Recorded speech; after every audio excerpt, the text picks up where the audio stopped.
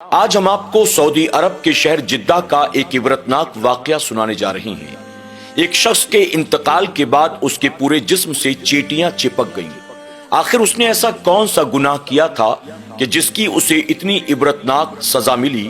آج کی ویڈیو میں ہم آپ کے سامنے اس واقعے کو پیش کریں گے۔ آپ تمام سے ہماری گزارش ہے کہ آج کی ویڈیو کو آپ آخر تک ضرور دیکھیں اور اس ویڈیو کو اپنے دوست احباب کے ساتھ بھی ضرور شیئر کریں تاکہ جس گناہ کے عوض اس شخص کو یہ عبرتناک سزا دی گئی، ہم اور ہمارے دوست احباب تمام امت مسلمہ اس طرح کے گناہ سے اپنے آپ کو بچا سکے۔ سعودی عرب کے شہر جدہ میں رہنے والے شیخ عباس اس واقعے کو بیان کرتے ہیں۔ شیخ عباس کو اللہ نے بہت مال و دولت سے نوازا تھا، لیکن اس کے باوجود خدمت خلق کی نیت سے وہ میت کو غسل دینے کا کام کیا کرتے تھے۔ شیخ عباس بہت مالدار تھے۔ وہ میت کو غسل دینے کے عوض کوئی محنتانہ یا مزدوری نہیں لیتے تھے، بلکہ صرف اور صرف اللہ اور اس کے رسول صلی اللہ علیہ وسلم کی رضا کے لیے وہ یہ کام کیا کرتے تھے۔ ایک دن شیخ عباس کو ایک کال آیا کہ ہمارے یہاں ایک شخص کا انتقال ہو گیا ہے، کیا آپ آ کر میت کو غسل دے سکتے ہیں؟ شیخ عباس نے کہا کہ آپ مجھے اپنا پتہ لکھا دیں، آپ مجھے اپنی لوکیشن بھیج دیں، میں ابھی حاضر ہوتا ہوں۔ اس شخص نے جس نے کال کیا تھا آپ کو پتہ بھی سینڈ کر دیا، ساتھ ہی لوکیشن بھی بھیج دیا۔ شیخ عباس ایک ٹیکسی کے ذریعے اس پتے کی طرف روانہ ہو گئے۔ شیخ عباس فرماتے ہیں کہ جب میں اس جگہ پر پہنچا تو میرے سامنے کوئی مکان نہیں بلکہ ایک محل موجود تھا۔ وہ محل بہت لمبا چوڑا تھا۔ میں محل کے دروازے سے اندر داخل ہوا تو میں نے دیکھا ایک نوجوان دروازے کے قریب کھڑا تھا۔ میں نے کہا کہ میں شیخ عباس ہوں، شاید آپ نے مجھے کال کیا تھا، میں میت کو غسل دینے کے لیے آیا ہوں۔ وہ شخص جو مکان کے اندر موجود تھا اس نے شیخ عباس سے بہت بدتمیزی کے ساتھ بات کیا اور کہا کہ آپ سیدھے چلے جائیں، اس سامنے جو کمرہ نظر آتا ہے اس کمرے میں میت موجود ہے، آپ جا کر اس کو غسل دے دیں۔ شیخ عباس فرماتے ہیں کہ وہ آدمی بہت بدتمیزی بھرے لہجے کے ساتھ بات کر رہا تھا، لیکن میں نے کچھ نہیں کہا۔ میں خاموشی کے ساتھ آگے بڑھ گیا۔ اس نے کہا اگر آپ اکیلے جا سکتے ہوں تو ٹھیک، ورنہ میں کسی نوکر کو بلا دیتا ہوں۔ شیخ عباس نے کہا نہیں، میں چلا جاؤں گا۔ شیخ عباس کہتے ہیں کہ میں تقریباً 5 منٹ تک آگے چلتے چلتے ایک بیڈ روم کے سامنے پہنچا۔ میں نے دروازے پر دستک دی، اندر سے نوکروں نے دروازہ کھولا۔ اندر داخل ہوا تو میں نے دیکھا ایک بہت بڑا سا بیڈ روم تھا۔ اس کے اندر بستر پر ایک میت رکھی ہوئی تھی جس کو چادر سے ڈھانک دیا گیا تھا، اور اس اتنے بڑے کمرے میں سوائے 2-3 نوکروں کے اور کوئی موجود نہیں تھا۔ شیخ عباس کہتے ہیں کہ میں میت کے قریب گیا، میں نے اس کے چہرے سے جیسے ہی چادر کو ہٹایا مانو میری چیخ نکل گئی ہو۔ میں نے دیکھا کہ وہ ایک شخص جو بوڑھا بستر پر پڑا تھا، اس کی ناک سے اور اس کے کان سے چیٹیاں نکل رہی تھی، اور وہ چیٹیاں اس کے پورے چہرے پر پھیلی ہوئی تھی، یہاں تک کہ وہ چیٹیاں اس کی گردن سے لپٹی ہوئی تھی۔ شیخ عباس کہتے ہیں کہ میں نے چادر کو تھوڑا اور نیچے کھولا تو دیکھا کہ اس کے پورے بدن پر چیٹیاں لپٹی ہوئی ہیں۔ میں نے چادر کو دوبارہ اس کے چہرے پر اور جسم پر ڈال دیا۔ اس کے بعد میں نے نوکروں سے کہا یہ شخص کون ہے، آخر اس کے ساتھ ایسا کیوں ہوا؟ انہوں نے کوئی جواب نہ دیا۔ میں نے کہا کیا اس کا بیٹا یہاں موجود ہے یا کوئی رشتہ دار یا کوئی خاندان کا افراد؟ انہوں نے اس پر بھی کہا یہاں اس کا بیٹا یا اس کے گھر والے موجود نہیں ہیں۔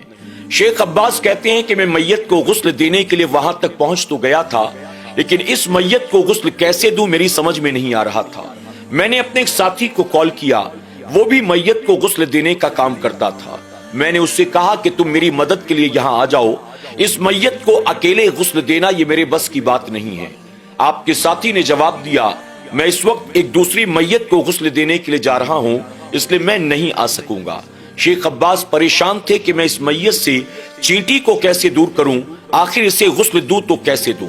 شیخ عباس نے ایک عالم دین کو کال کیا اور ان سے میت کے غسل کا مسئلہ پوچھا کہ ایک میت ہے جس کو چاروں طرف سے چیٹیاں لپٹی ہوئی ہیں، آخر میں اس میت کو غسل کیسے دوں؟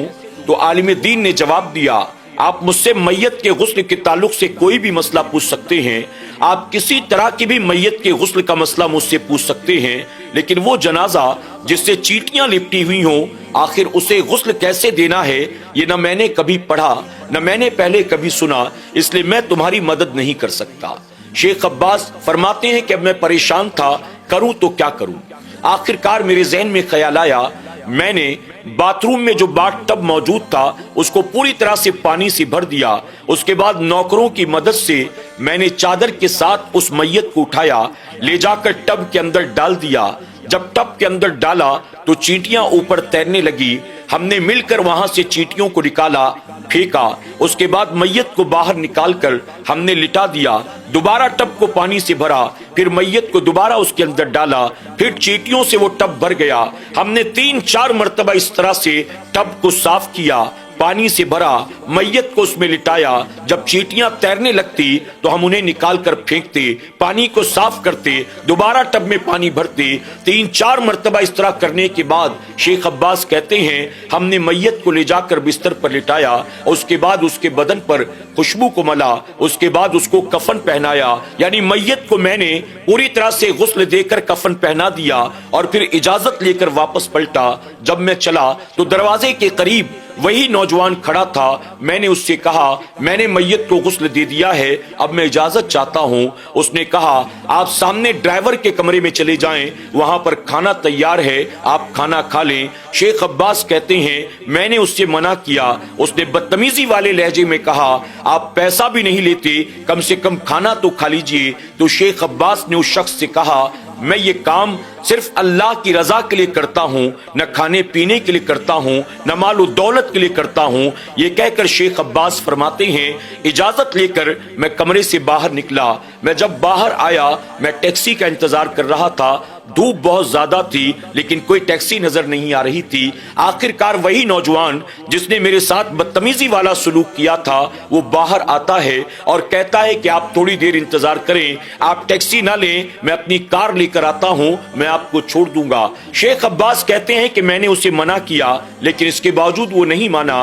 वो अपनी कार लेकर आ गया, मुझे कार में बैठने के लिए कहा। मैं आगे ड्राइविंग सीट के बगल वाली सीट पर बैठ गया। कुछ दूर आगे जाने के बाद इंसानी फितरत के तकाजे के तहत मैंने उससे सवाल पूछा आप इस मैयत के क्या लगते हैं? उस नौजवान ने जवाब दिया मैं इनका पोता लगता हूँ। फिर मैंने कहा तुम्हारे दादा के अमाल कैसे थे, यानी वो कौन सा गुनाह करते थे जिसकी वजह से बाद मरने के उनके नाक से कान से चींटियां निकलने लगी और उनके पूरे जिस्म को घेर लिया और चींटियों ने उनके जिस्म को काटना शुरू कर दिया। आखिर तुम्हारे दादा का कसूर क्या था? वो नौजवान मेरे सवाल पर कहता है मेरे दादा अपनी वालिदा पर हाथ उठाया करते थे, यानी अपने बच्चों की मौजूदगी में मेरे दादा अपनी माँ को मारा करते थे। अल्लाह अकबर। शेख अब्बास कहते हैं जब मैंने ये सुना तो मैं कांप गया।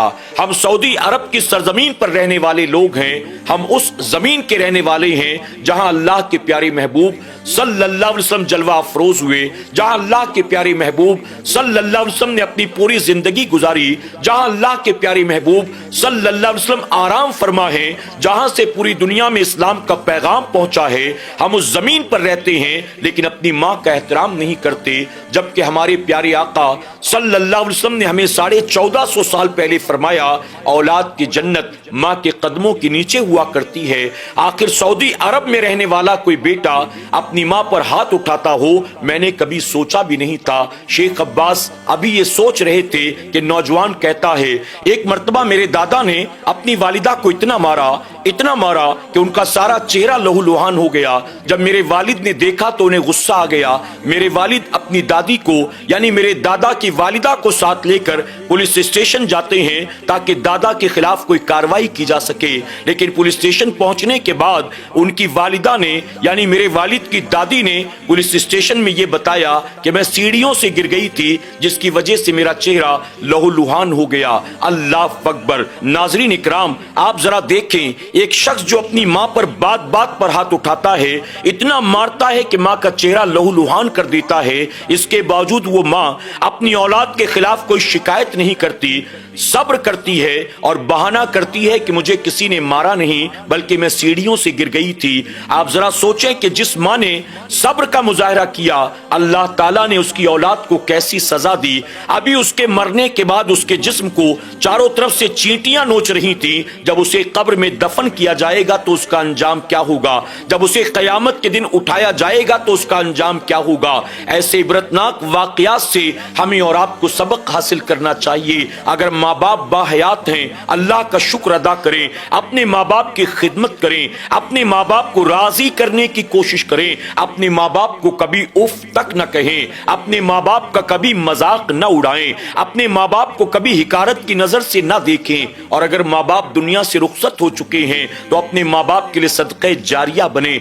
अपने माँ बाप की कब्र पर पहुंचकर फातिहा पढ़ें, अपने माँ बाप के लिए इसाले सवाब करते रहें। यकीनन दुनिया की तमाम नेमतों में वालिदैन अल्लाह की बहुत बड़ी नेमत का नाम है।